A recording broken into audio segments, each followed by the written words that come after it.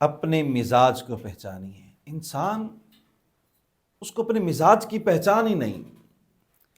ہمیں چاہیے کہ ہم اپنے مزاجوں کو پہچانیں۔ آپ نے کبھی دیکھا کہ ابلتے ہوئے پانی کے اندر اگر انڈا ڈالا جائے تو وہ سخت ہو جاتا ہے، اور اگر اسی پانی کے اندر آلو کو ڈالا جائے تو وہ نرم ہو جاتا ہے۔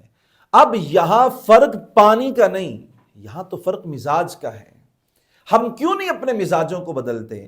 ہم کیوں نہیں اپنے آپ کو نرم کرتے؟ ہم اپنے مزاج میں تبدیلی کیوں نہیں لاتے؟ لوگ ہم سے نالاں ہیں، لوگ کہتے ہیں کہ یہ بندہ اس کا سخت مزاج بن چکا ہے، یہ جب بھی بات کرتے ہیں ایسے لہجے میں کرتا ہے کہ جس سے ہر کسی کو تکلیف ہوتی ہے۔ کسی مومن کو تکلیف دینا یہ نبی کریم صلی اللہ علیہ وآلہ وسلم کی تعلیمات کے خلاف ہے۔